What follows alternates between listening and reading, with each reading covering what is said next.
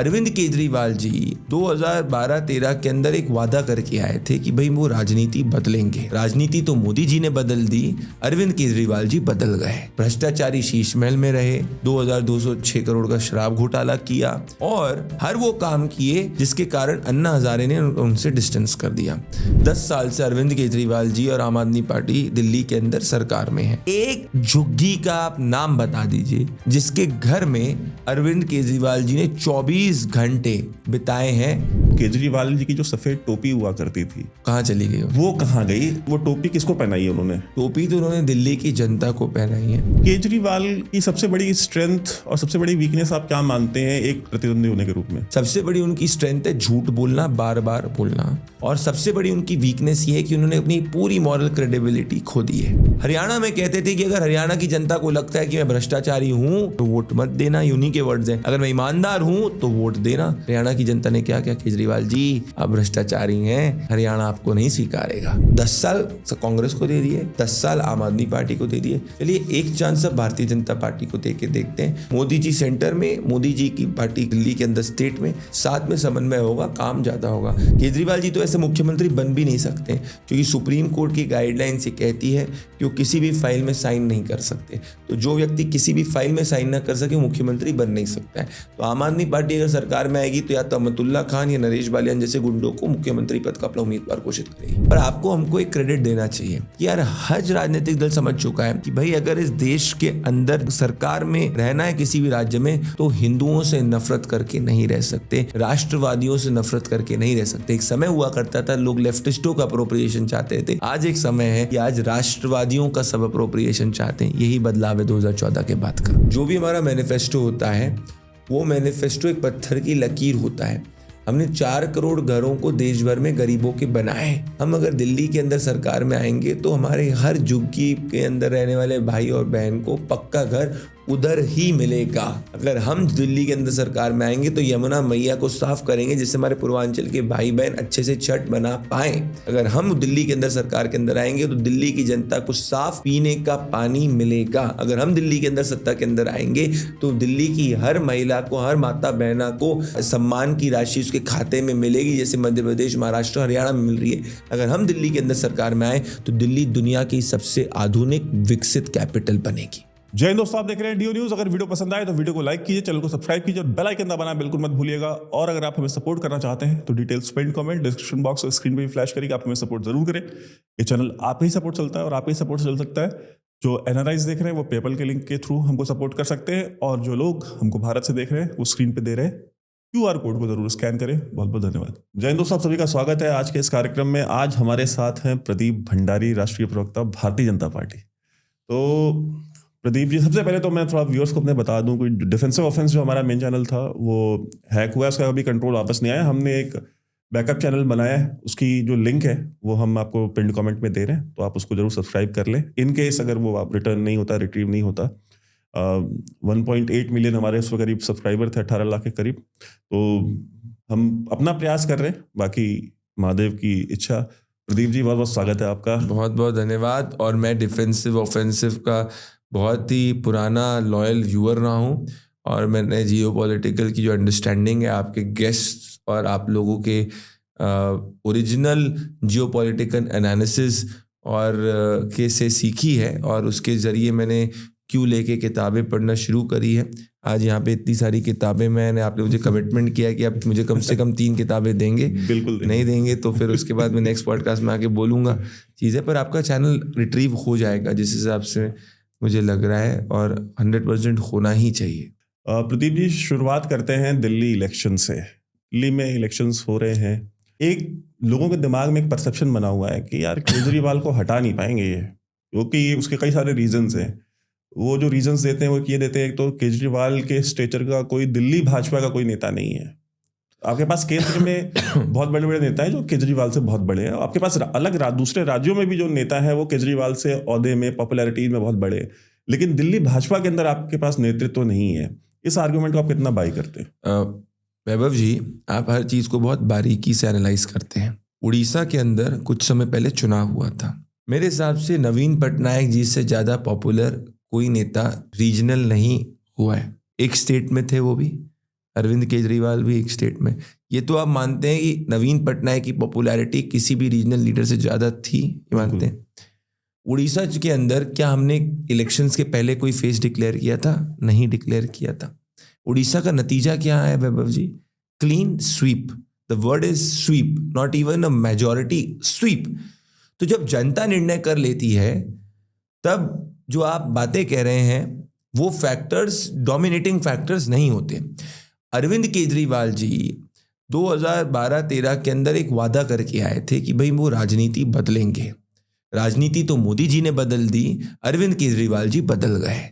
भ्रष्टाचारी शीश महल में रहे, 2206 करोड़ का शराब घोटाला किया और हर वो काम किए जिसके कारण अन्ना हजारे ने उनसे डिस्टेंस कर दिया। दिल्ली की जनता इस वक्त अरविंद केजरीवाल जी के खिलाफ खड़ी है। अब मैं डेटा वाइज बात करूंगा क्योंकि आपके व्यूअर्स बहुत डेटा की बात करते हैं। 32-33% की वोट शेयर पार्टी थी Bharatiya Janata party, largely logically. 38.6% तक हम पहुंचे थे 2020 में। 6% का गैप जो अभी तक के इतिहास में हमारा सबसे ज्यादा दिल्ली असेंबली इलेक्शंस के अंदर था। मेरे हिसाब से वो एक टिपिंग पॉइंट इलेक्शन था। इस बार हम 40% वोट शेयर को भी क्रॉस करने वाले हैं। एक ऐसे इलेक्शन में जहां 3 पार्टियां चुनाव में है, कांग्रेस है, आम आदमी पार्टी है, भारतीय जनता पार्टी है।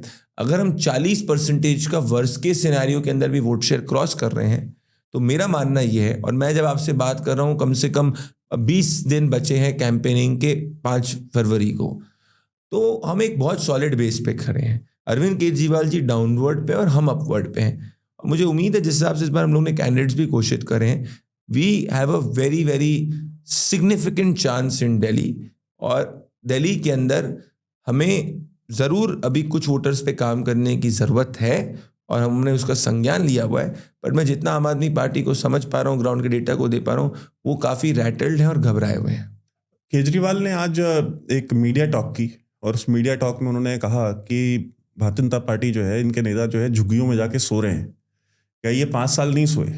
अब चुनाव के पहले आकर के सो रहे हैं और ये इनको झुग्गी में रहने वालों से प्यार नहीं है, इन्हें उनकी ज़मीनों से प्यार है। ये उनकी ज़मीनों पे कब्जा चाहते हैं।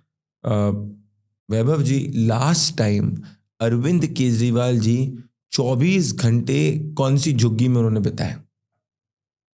अरे इतना महंगा घर बनवाया है वो झुग्गियों में रहने के लिए। हाँ, तो फिर मैं जेन्युइनली आपके व्यूअर्स से पूछना चाहता हूँ और आपके थ्रू आम आदमी पार्टी के नेता से पूछना चाहता हूँ, पिछले 10 साल से अरविंद केजरीवाल जी और आम आदमी पार्टी दिल्ली के अंदर सरकार में है।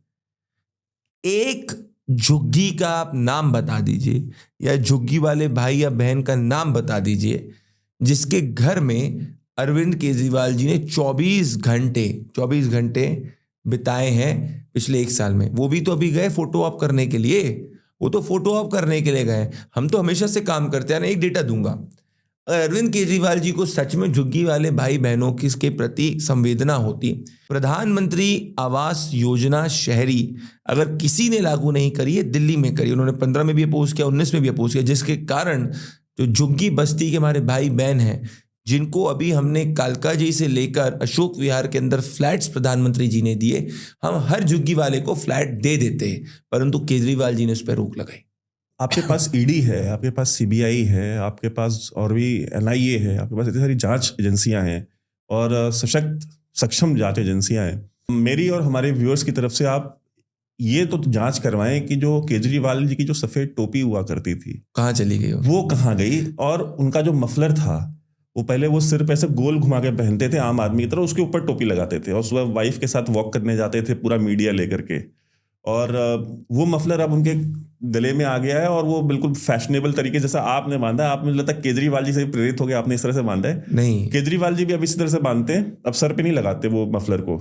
और वो टोपी कहाँ गई? वो टोपी किसको पहनाई है उन्होंने? टोपी तो उन्होंने दिल्ली की जनता को पहनाई है। देखिए, हम प्रेरित अरविंद केजरीवाल जी से बिल्कुल नहीं हुए हैं। हमने अरविंद केजरीवाल जी जो एक उम्मीद के रूप में जनता के सामने आए थे, उन्होंने जनता को ठगा है। मैं आपसे वैभव जी सवाल पूछता हूँ, आप बहुत बारीकी से सब चीज़ को देखते हैं। 10 साल में अरविंद केजरीवाल जी ने 10 बार बोला कि अगर मैंने यमुना साफ नहीं करी तो मुझे वोट मत देना। ये उन्होंने कहा, ये हमारे शब्द नहीं, उन्हीं के शब्द हैं। Point number 1। दूसरी बार उन्होंने कहा कि भाई अगर मेरे को दिल्ली के अंदर सरकार और पंजाब में सरकार आ जाएगी तो दिल्ली की प्रदूषित हवा को मैं ठीक कर दूंगा। नहीं कर पाए। 10 साल के अंदर वो दिल्ली में साफ पीने का पानी नहीं पहुंचा पाए। नेहरू कैंप की झुग्गी, मोती नगर रेलवे कॉलोनी की झुग्गी, इन सब में इन्फ्लेटेड इलेक्ट्रिसिटी बिल आ रहा है, इन सब में इन्फ्लेटेड पानी का बिल आ रहा है। तो इस वक्त दिल्ली में एक एंटी इनकम्बेंसी है। मेरा मानना यह है कि जब 5 फरवरी आते आते ही एंटी इनकम्बेंसी एक एंटी आम आदमी पार्टी वर्डिक्ट में कन्वर्ट हो सकती है। और केजरीवाल की अगर हम पूरी पॉलिटिक्स देखें तो देखिए वो तो यू टर्न, अरे जिनने अन्ना हजारे जी को जो टोपी पहना दी वो तो जनता के कितने बड़े टोपीबाज होंगे भाई। जिन्होंने अन्ना हजारे को टोपी पहनानी, जिन्होंने मनीष सिसोदिया का करियर खत्म कर दिया।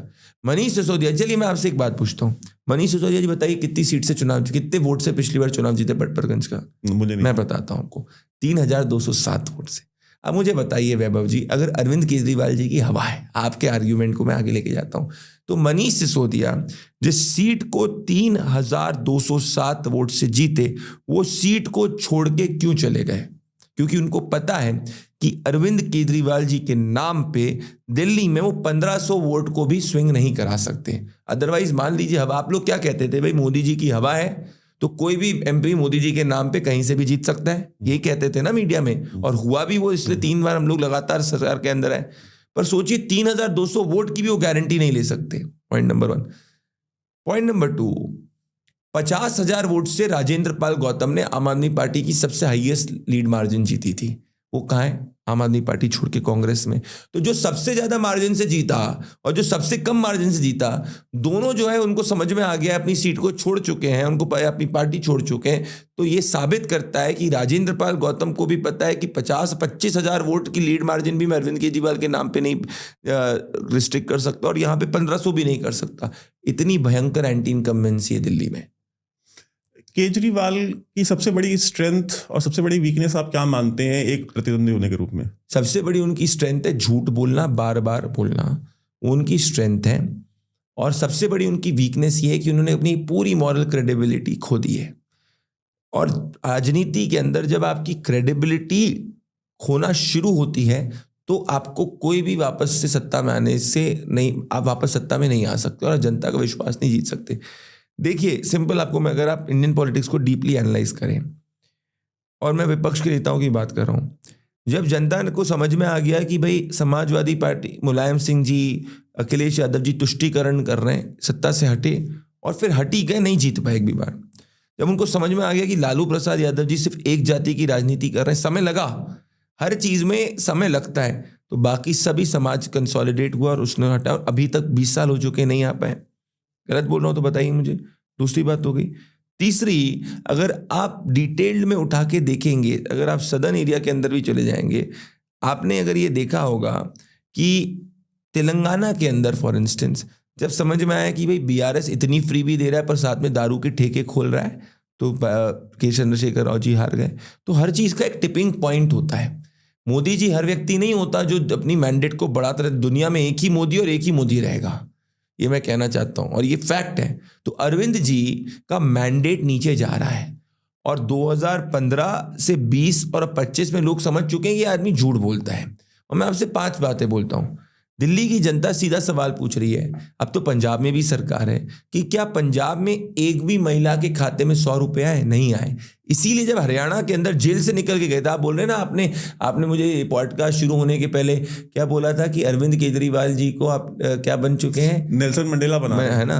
अब बताइए वो नेल्सन मंडेला की जो आप, नहीं, वो उनकी पार्टी उनको नेल्सन मंडेला ही बना रही है ना। जी, तो अब मुझे बताइए, हरियाणा में जेल से जस्ट बाहर निकल गया है, जस्ट जेल से बाहर निकले थे, मीडिया ने इतना बड़ा किया था, आप सब भी लोगों ने कहा था भाई केजरीवाल आ गए सब कुछ कर देंगे हरियाणा में। क्या हुआ?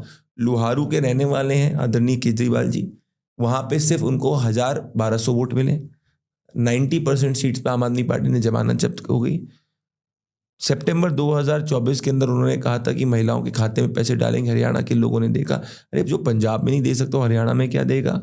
वादा किया था कि भाई बिजली माफ कर देंगे, समझ में आ गया कि भाई ये कन्वीनियंट नहीं है, लॉन्ग टर्म सस्टेनेबल नहीं है। और क्या कहते थे हरियाणा में? कहते थे कि अगर हरियाणा की जनता को लगता है कि मैं भ्रष्टाचारी हूं तो वोट मत देना। उन्हीं के वर्ड्स हैं, अगर मैं ईमानदार हूं तो वोट देना। हरियाणा की जनता ने क्या किया? केजरीवाल जी आप भ्रष्टाचारी हैं, हरियाणा आपको नहीं स्वीकारेगा। ये थी सच्ची सच्चाई।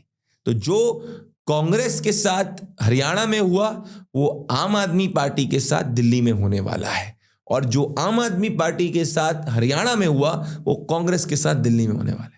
कांग्रेस को इस पूरी लीग में कोई गिन भी नहीं रहा। ऐसा लग रहा है कि फाइट जो है वो भाजपा और आम आदमी पार्टी के बीच में है। तो क्या आप भी कांग्रेस को उसी तरह से डिसमिस करते हैं जिस तरह बाकी के सारे पॉलिटिकल एनालिस्ट डिसमिस? नहीं, हम अपने हर ओपोनेंट को सीरियसली लेते हैं। मैंने वैभव जी बहुत बड़ी बात कही, मैं वापस से दोहराऊंगा आपके बात का। जो कांग्रेस के साथ हश्र हरियाणा में हुआ, जब सब लोग कह रहे थे कांग्रेस जीतेगी जनता के अलावा, मीडिया के लोग कह रहे थे, आप सब लोग कह रहे थे कि जीतेगी उसके जनता के अलावा, वही हश्र आम आदमी पार्टी के साथ में दिल्ली में होने वाला है। और जो हश्र आम आदमी पार्टी का हरियाणा में हुआ वो हश्र कांग्रेस पार्टी का दिल्ली में होने वाला है। मतलब 90% सीटों पर जमानत जब्त होगी। बिल्कुल 90% सीटों पे कांग्रेस पार्टी जो है वो अपना जमानत जब्त कराएगी, पर कुछ सीटों पे कांग्रेस पार्टी जो है इस वक्त चुनाव मैदान में लड़ रही है।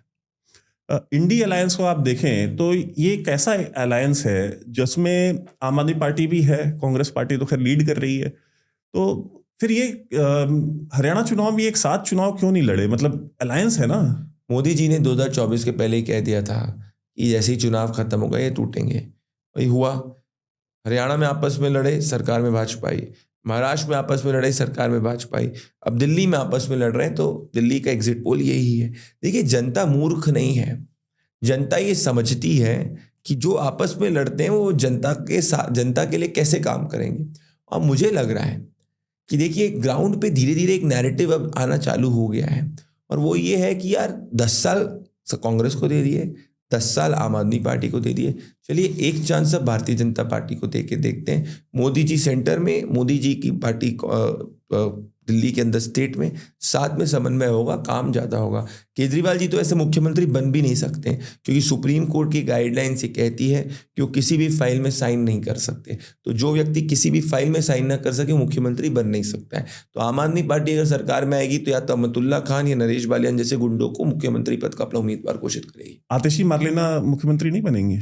आतिशी जी तो टेम्पररी हैं, ये तो मैं नहीं, अरविंद केजरीवाल जी कह रहे हैं। और जो व्यक्ति कालका जी से अपना चुनाव हार जाए, मुख्यमंत्री कैसे बन सकता है?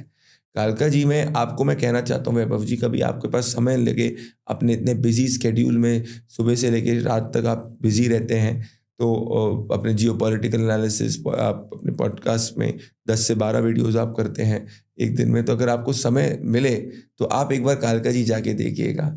वहाँ टूटी सड़कें हैं, वहाँ पे कचरों का ढेर है, और वहाँ पे बिजली के बिल्स बड़े हुए आ रहे हैं, और हालत ख़राब है। और आतिशी जी की जो मार्जिन है वो 15 से 20 के अंदर कम डाउन हुई है। और इस बार हमारे जो कैंडिडेट हैं वो मेरे हिसाब से आतिशी जी को इस बार लूजिंग साइड पे रखेंगे। अगर आपके यहाँ, अगर हम भारतीय जनता पार्टी के अंदर देखें तो दिल्ली भाजपा में जो मैंने बात शुरू की थी फेस की, कि आपके यहाँ फेस नहीं है, तो क्या वो फेस, आप बिना फेस के तो चुनाव लड़ ही रहे हैं? देखिए, जहाँ भी बीजेपी पहली बार सरकार में आई है, आपने अगर हरियाणा में भी जब देखा होगा, फर्स्ट टाइम सरकार में आई थी तो आदरणीय मनोहर लाल खट्टर जी को पहले डिक्लेयर नहीं किया था। ऐसे ही जब महाराष्ट्र में हम पहली बार सरकार में आए थे तो आदरणीय देवेंद्र फडणवीस जी को पहली बार डिक्लेयर नहीं किया था। तो मेरे हिसाब से ये तो पार्टी का निर्णय रहेगा क्या होगा। बट भारतीय जनता पार्टी जब फेस डिक्लेयर करे या नहीं करे, जैसे उत्तर प्रदेश में जब हम पहली बार आए थे तो आदरणीय योगी आदित्यनाथ जी को पहले फेस डिक्लेयर नहीं किया था। तो ये अगर आप कॉमनैलिटी देखेंगे, जहाँ भी हम सत्ता के अंदर आए, ये एक स्ट्रैटेजी रही है। अभी इवन महाराष्ट्र के अंदर जब हम सरकार में इस वक्त आए तो देवेंद्र जी हमारे नेता थे, पर ऑफिशियली हमने डिक्लेयर नहीं किया था। तो मुझे लगता है कि सरकार के अंदर भाजपा को आना है, और स्ट्रैटेजी शीर्ष नेतृत्व तय करेगा। पर फेस हो ना हो, अल्टीमेटली हर व्यक्ति तो कमल के फूल पे बटन दबाएगा। ये जो वन नेशन वन इलेक्शन की जो बातचीत चल रही है, और आप लोगों की पार्टी बहुत पुश करती है इसको, क्या वो फिजिबल है? One nation one election, election commission तो कहता है कि भाई हम करा सकते हैं, but one nation one election करने के लिए आपको जो संख्या बल चाहिए वो तो है नहीं। तो आप उसको, और इसको लेकर के आप इतना ज़्यादा पुश क्यों कर रहे हैं इस चीज़ को? देखिए, आदरणीय प्रधानमंत्री जी जब गुजरात के चीफ मिनिस्टर भी थे तब भी वो वन नेशन वन इलेक्शन की बात करते थे। देखिए, हमारे जो कॉन्स्टिट्यूशन मेकर्स हैं उनका original vision one nation one election ही था।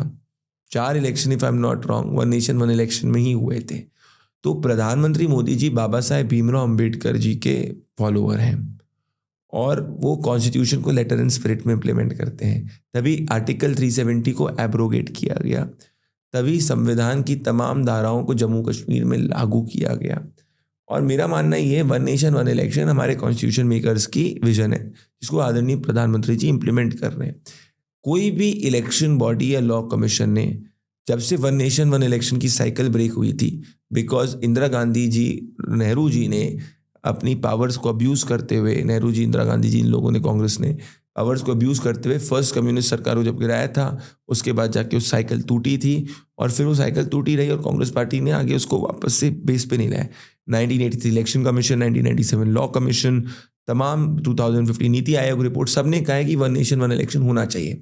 तो मेरा मानना है, एक तो कॉन्स्टिट्यूशन मेरा आर्ग्यूमेंट है, और दूसरा देखिए, देश जो है हमेशा कोई भी चुनाव मोड में नहीं रह सकता। चुनाव मोड में देश को होना चाहिए जब जनता का मैंडेट नेता लेने जाए। उसके अलावा जनता के लिए काम करने का अवसर उसको ज़्यादा मिलना चाहिए। एमसीसी कब लागू होना चाहिए? जो इसमें चैलेंज लोग कहते थे कि भाई इससे नेशनल पार्टी को ही फायदा होगा, वो गलत इसीलिए वैभव जी, क्योंकि उड़ीसा से लेके आंध्र प्रदेश जो ऐसे राज्य हैं जहाँ one nation one election indirectly चल ही रहा है, जहाँ पे कोई भी नेशनल पार्टी का लार्जर पिछले 20 साल में बहुत बड़ा वर्चस्व नहीं रहा है। अंबेडकर को लेकर के जो स्टेटमेंट चला, उसको लेकर के जो कंट्रोवर्सी हुई, बहुत दिन मीडिया में सिर्फ वही डिस्कस हुआ, जो होम मिनिस्टर साहब ने जो लोकसभा में भाषण के दौरान कह दिया कि इतना आप अंबेडकर अंबेडकर करते रहते हैं, इतना भगवान का नाम लेते तो स्वर्ग मिल गया होता। उसके आगे भी उन्होंने पूरा बोला। हाँ, उन्होंने पूरा, लेकिन उसने को उठा करके चलाया गया और हमने देखा कि बहुत सारा कंसेंसस, मतलब लोगों के बीच में आपस में बातचीत हुई, लोगों की प्रोग्राम्स हुए, लोग कोर्ट चले गए पिटीशन डालने और पता नहीं क्या क्या दुनिया भर की प्रेस कॉन्फ्रेंस हुई। डोंट यू थिंक कि कहीं ना कहीं जो सोशल मीडिया पे जो एग्रेशन आया है, जो ऑपोजिशन का, जो स्पेशली मिस इन्फॉर्मेशन जो फैलाते हैं, और ये देखते हैं पॉलिटिकल पार्टीज करती हैं अपने इंटरेस्ट में, इसमें कोई ऐसी बात नहीं है। दुनिया भर में, अमेरिका में भी होता है, रिपब्लिकन्स डेमोक्रेट के बारे में झूठ फैलाते हैं, डेमोक्रेट्स रिपब्लिकन्स के बारे में झूठ फैलाते हैं।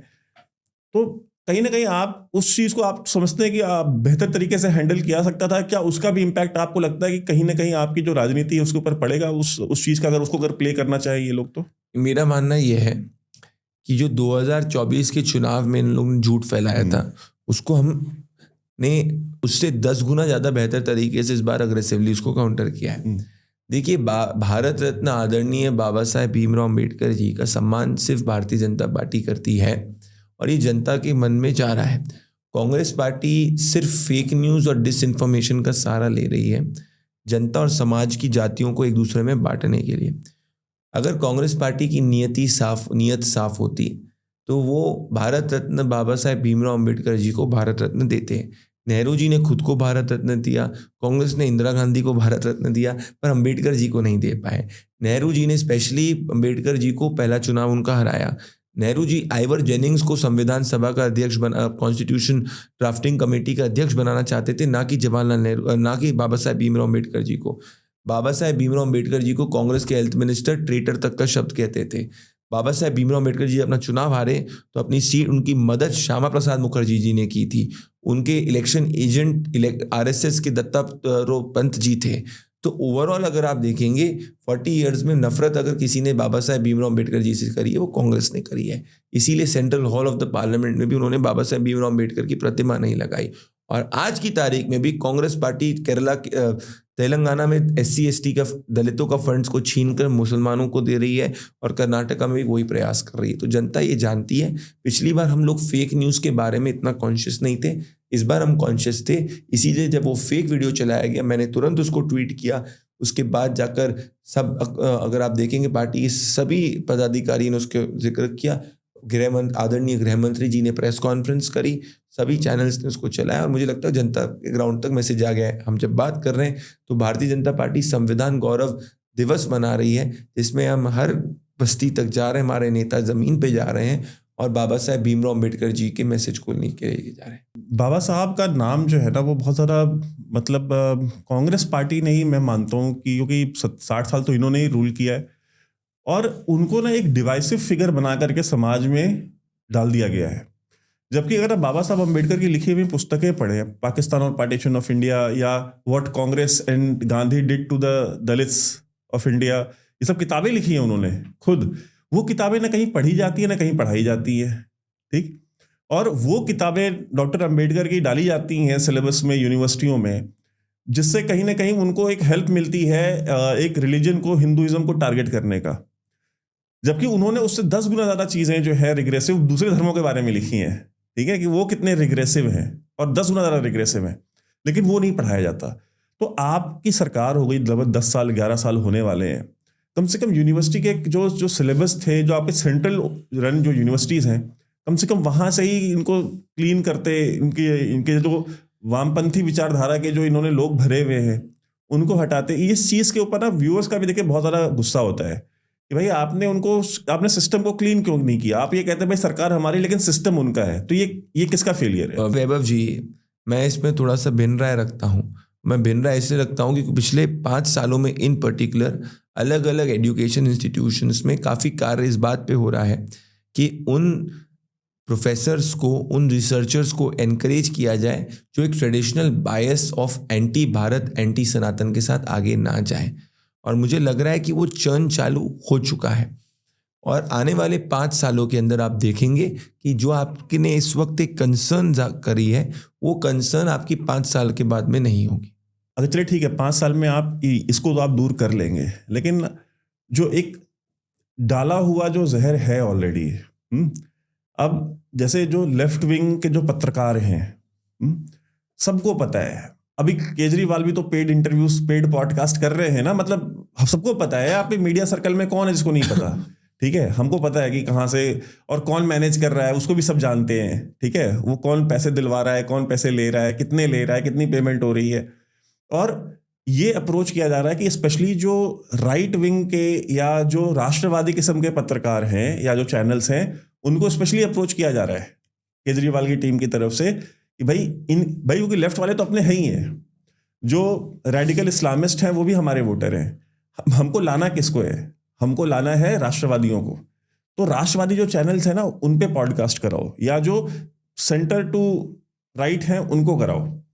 तो हमारे पास भी कल एक भाई साहब आए थे, वो बता रहे थे, परसों की बात है, वो आए थे, कह रहे थे कि वो ऐसा ढूंढ रहे हैं, तो आप करेंगे क्या? मैंने कहा कि जी नहीं, बिल्कुल नहीं करेंगे। तो कहे कि नहीं, वो सब कुछ दे रहे हैं, हमको नहीं चाहिए, हम अपने व्यूअर्स से लेते हैं क्राउड फंडिंग। हमारा देखिए यही चीज़ है ना कि हम किसी इंडिविजुअल से लें, पार्टी से लें, उससे अच्छा है कि हम क्राउड फंडिंग कर ले, व्यूअर्स से ले, तो व्यूअर्स की बात करेंगे। तो हमने कहा नहीं भाई साहब, वो हम अपने व्यूअर्स से ले लेते हैं। तो कहते हैं कि अच्छा ठीक है, अगर कोई और होगा सजेस्ट कीजिएगा। मैंने कहा ठीक है, मैं बता दूंगा, मैं आपको दे देता हूँ 2-4 नाम जिनको मैं जानता हूँ, आप उनसे भी अप्रोच कर लीजिए। तो ये चल रहा है। तो आप सोचिए ना कि इतना धन बल लगाया जा रहा है केजरीवाल की तरफ से इस पूरे कैंपेन में। देखिए, कई मेरे सोर्सेज ये भी बताते हैं केजरीवाल 1000 करोड़ से ज़्यादा अपने एडवर्टाइजिंग में खर्च कर रहे हैं इस बार दिल्ली चुनाव के अंदर, और अलग अलग जगह से, पंजाब की पूरी इकोनॉमी को ऐसा लग दिया है कि प्राइवेट गारंटी में छोड़ दिया अरविंद केजरीवाल जी के लिए। बाहर से सब तरफ से 1000 करोड़ से ज़्यादा पैसा अरविंद केजरीवाल जी अपनी इमेज को चमकाने में लगा रहे हैं।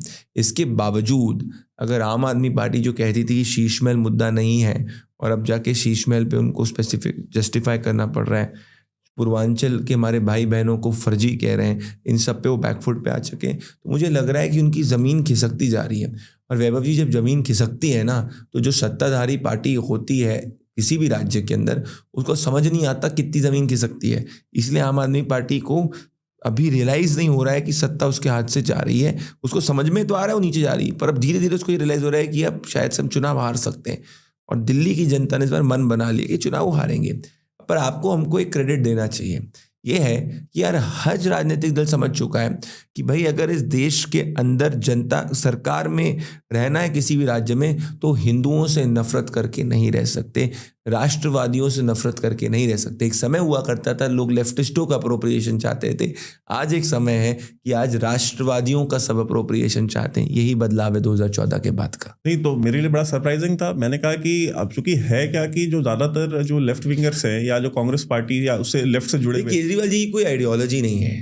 केजरीवाल जी और आम आदमी पार्टी इस मंडे को कुछ और है, ट्यूसडे को कुछ और है, odd day even day, odd और इवन उनकी पॉलिसी लाई थी, वो भी उन्हें बंद करनी पड़ी उनको। तो देखिए, कोई भी राजनीतिक दल अगर उसकी एक विचारधारा नहीं रहती है, तो आप अगर हिंदुस्तान की पॉलिटिक्स को आज़ादी के बाद से एनालाइज करिए, बहुत दल आए, बहुत दल गए, बहुत दल पहले लगा था नेशनल पार्टी 10-10 स्टेट्स पे रहेंगे, एक स्टेट के अंदर सिकुड़ के रह गए, काफ़ी दल आए। आप नेशनली कंटिन्यूसली इंडियन पॉलिटिक्स में तभी रह सकते हैं जब आपके पास एक आइडियोलॉजिकल प्लेटफॉर्म हो, आपकी विचारधारा हो, जिससे आपके कार्यकर्ता कनेक्टेड रहें। पॉलिटिक्स एक mere ट्रांजैक्शन का बिजनेस नहीं है, it is ultimately an emotional movement जिसके तहत आप सरकार में आते हैं और अपनी विजन को आगे एग्जीक्यूट करके देश को आगे ले जाने का कार्य करते हैं। That is what you do. तो अरविंद केजरीवाल जी आम आदमी पार्टी का क्या है, जो कल तक कांग्रेस को गाली बकते थे, वो जाके कांग्रेस के बी टीम बन गए और कांग्रेस पार्टी के साथ अलायंस कर दिया लोकसभा में, फिर जाके कांग्रेस पार्टी को ही गाली बक रहे हैं। तो ऐसा जनता देखती है जी, और इसीलिए जनता जो होती है वो अच्छे तरीके से समझदार होती है कि ये कट्टर ईमानदार नहीं, कट्टर भ्रष्टाचारी है। लेकिन ये जो चूरन वो बेचते रहे हैं अपनी ईमानदारी का, ये चूरन जनता ने मतलब 2 कंसेक्यूटिव टर्म्स में भाई किया उनका। और देखिए, जनता ने तो एक समय में वैभव जी, लालू प्रसाद यादव जी और आरजेडी को भी कितना समय दिया था। इसका ये मतलब थोड़ी कि जो आरजेडी ने बिहार को गरीब रखा वो सही था। जब आरजेडी के शासन के अंदर लॉलेसनेस बिहार में थी, समाजवादी पार्टी के शासन के अंदर उत्तर प्रदेश के अंदर हमारी बहन बेटियां सुरक्षित सड़क पर नहीं घूम सकती थी। समाजवादी पार्टी के शासन के अंदर महाकुंभ के पैसे को छीन कर रामपुर के अंदर जौहर के कार्यक्रम में आजम खान स्पेंड करते थे। कांग्रेस पार्टी यूपीए के अंदर 60 साल राज करती थी, जिसके अंदर वो कहते थे कि हिंदू आतंकवाद जैसे शब्दों का प्रयोग करा था। तो जब बुराई की पराकाष्ठा होती है तो बुराई का अंत होता है, और उसके बाद फिर बुराई कभी वापस नहीं आती। तो मेरा मानना यह है कि हर चीज़ की एक समय सीमा लिखी गई है, अगर आपके कर्म सही नहीं है। जैसे ये सभी दलों का मैंने आपको एग्जांपल दिया, आम आदमी पार्टी भी पॉलिटिकल वेंटिलेटर पे है।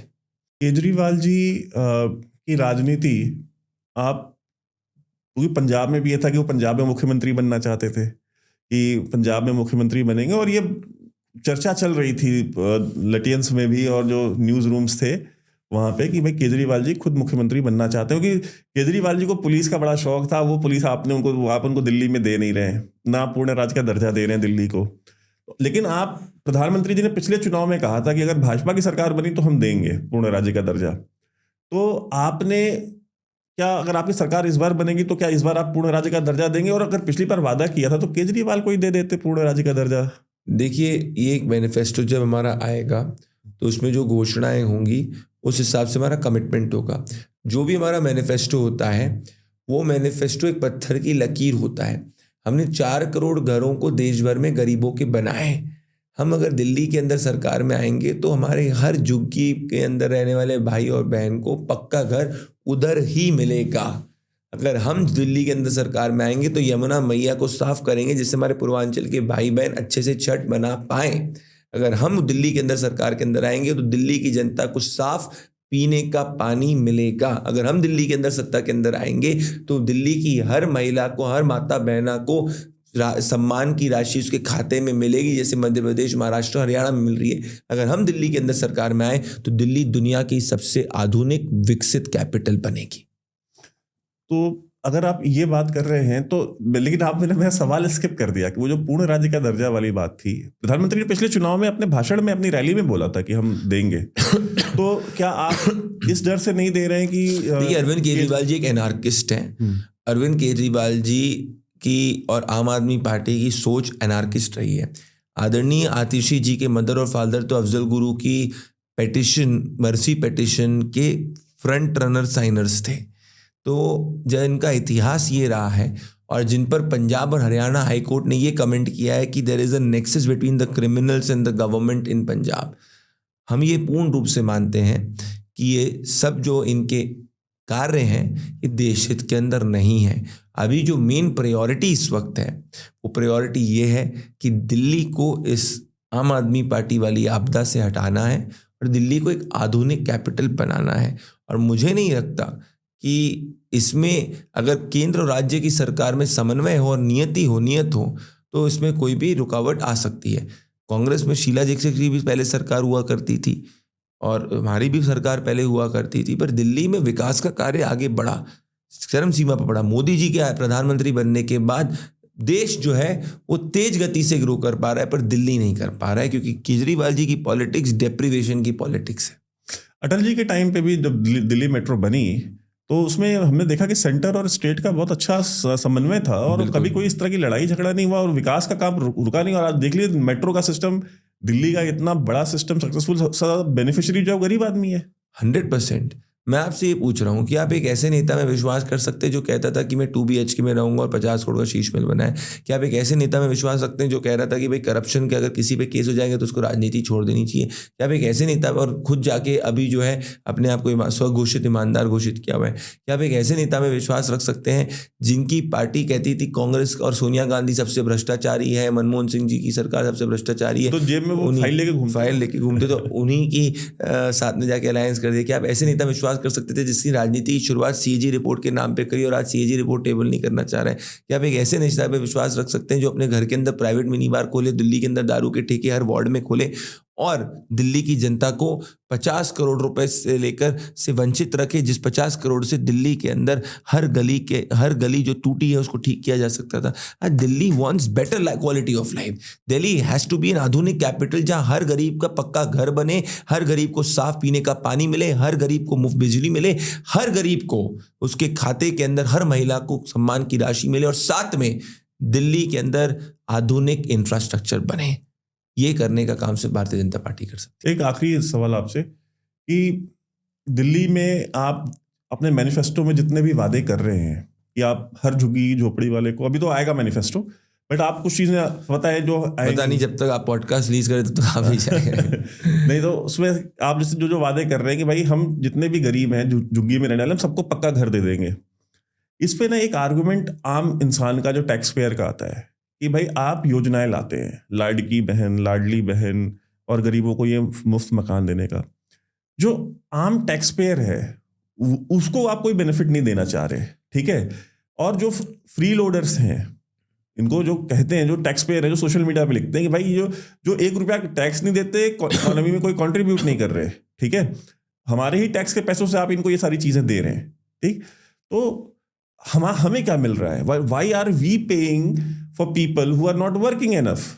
देखिए, प्रधानमंत्री नरेंद्र मोदी जी की जो सरकार है वो ऑनेस्ट टैक्स पेयर्स का हाथ जोड़कर सम्मान करती है। और मैं आपके ज़रिए हमारे टैक्स पेयर्स का नमन करता हूँ, उनको हाथ जोड़कर धन्यवाद करना चाहता हूँ, क्योंकि उन्हीं के टैक्स से और उन्हीं के कंट्रीब्यूशन से आज हमारा देश चल रहा है। पहले इनकम टैक्स की जो स्लैब लिमिट हुआ करती थी वो 5 लाख से कम के अंदर आपको टैक्स देना पड़ता, हमने उसको बढ़ा के 7.5 लाख करा। GST फाइलिंग बड़ी है, टैक्स फाइलिंग बड़ी है। हम हमारे टैक्स और हमारी जो अप्रोच रही है वो टैक्स एक्सटॉर्शन की नहीं रही है, फैसिलिटेशन की रही है। हम एक ट्रस्ट से हमारे टैक्स पेयर को देखते हैं। मुझे लगता है कि जो आने वाला बजट होगा उसके अंदर हमारे जो मिडिल क्लास के भाई और बहन हैं उनके इस एस्पिरेशन को किसी न किसी रूप के अंदर सम्मान किया जाएगा, क्योंकि मोदी जी की सरकार एक ग्राउंड की आवाज़ सुनती है। दूसरा, देखिए, इस देश के अंदर हमारा गरीब जो गरीबी रेखा से जब ऊपर जाए तभी देश का विकास होगा। देश के विकास में सबको लेके चलना है। एक शरीर का एक कोई भी अंग को आप अपज और अलग नहीं रख सकते, सब एक हमारे देश की हिस्सा है। तभी नीति आयोग ने कहा है कि 25 करोड़ से ज़्यादा गरीबों को गरीबी रेखा से अगर किसी ने आज़ादी के बाद सबसे ज़्यादा 10 साल में निकाला, प्रधानमंत्री मोदी जी की सरकार ने निकाला है। तो मैं इसको एक आइदर और आर्ग्यूमेंट नहीं देखता। जो लेस प्रिविलेज्ड है उसके प्रति हमारी directive principles of state policy कहती है कि आपको कार्य करना है। जो हमारे ऑनेस्ट टैक्स पेयर्स हैं उनको हमको बेस्ट क्वालिटी इंफ्रास्ट्रक्चर देना है और वो हमारे टैक्स और उनके साथ में उनके एस्पिरेशंस का सम्मान करना है। तभी हम वर्ल्ड क्वालिटी इंफ्रास्ट्रक्चर बना रहे हैं विदाउट एनी करप्शन, जो कोई नहीं कर पाया था। 11 लाख करोड़ का इंफ्रास्ट्रक्चर में हमने इन्वेस्ट किया है। तो वैभव जी, पहले आपको दिल्ली से अलग अलग टियर 2 टाउन्स में इतनी डायरेक्ट फ्लाइट्स नहीं मिलती थी। वो डायरेक्ट फ्लाइट्स में हमारे मिडिल क्लास के भाई बहन जा रहे हैं। पहले हमको 8 लेन 6 लेन हाईवेज नहीं मिलते थे, अब उस पर हमारे मिडिल क्लास के भाई बहन ज़्यादा सब ट्रैवल कर रहे हैं। पहले जाके टैक्स डिपार्टमेंट जो है वो डेफिसिट से और डिस्ट्रेस से हमारे टैक्स पेयर्स को देखता था, हम डिस्ट्रेस से नहीं देख रहे हैं। तो मेरा मानना है कि हमारी नीयत बिल्कुल साफ है और गवर्नेंस जो है Vaibhav ji is a continuous process, it is not a static process. So जैसे जैसे सुझाव आते जाते हैं उनको इम्प्लीमेंट किया जा सकता है। आपकी इंटेंशन नीयत जो होनी चाहिए वो इम्प्लीमेंट करने की होनी चाहिए। बहुत बहुत धन्यवाद आपका कि आप आए, और हमारी शुभकामनाएं आपको दिल्ली चुनाव को लेकर के। और जो हमारे देखने वाले हैं उनसे भी रिक्वेस्ट करूंगा कि आप अगर दिल्ली से देख रहे हैं तो आप वोट जरूर करें। मैं ये नहीं कहूंगा कि ये प्रदीप जी कहेंगे कि आप भाजपा को वोट करें, लेकिन आप जिसको भी वोट करें वोट जरूर करें। वोट 100% मुझे, मैं दिल्ली की जनता को निवेदन करना चाहता हूं कि इस बार दिल्ली का जो वोटिंग परसेंटेज होना चाहिए अभी तक के सभी दिल्ली इलेक्शंस के वोटिंग परसेंटेज से ज़्यादा होना चाहिए। और जब जब वोट शेयर बढ़ता है तब तक आप जीतते हैं। देखिए, भगवान चाहेगा तो भारतीय जनता पार्टी की विकसित सरकार आएगी। इसके पीछे साइंस क्या है कि जब जब वोट शेयर बढ़ जाता है तो आपको फायदा कैसे हो जाता है, ये हमने हमेशा देखा है। और जब जब वोट शेयर गिरा है, मतलब वोटिंग परसेंटेज गिरा है, तो भाजपा को नुकसान हुआ है। और देखिए, बताता हूँ, क्योंकि लोग भाजपा को उम्मीद से देखते हैं और उनको पता है कि यार ये पार्टी कर सकती है। तो जब उम्मीद से कोई व्यक्ति फील्ड पे उतरता है और वोटर आता है तो वोटर लॉजिकल है कि वो भारतीय जनता पार्टी को चुनेगा। बाकी सब जो पार्टी होपलेस रिप्रेजेंट करती है, Bharatiya Janata party hope represent करती है। Hope is always on the upswing और hopelessness is always on the down swing. मुझे लगता है इसीलिए। बहुत बहुत धन्यवाद।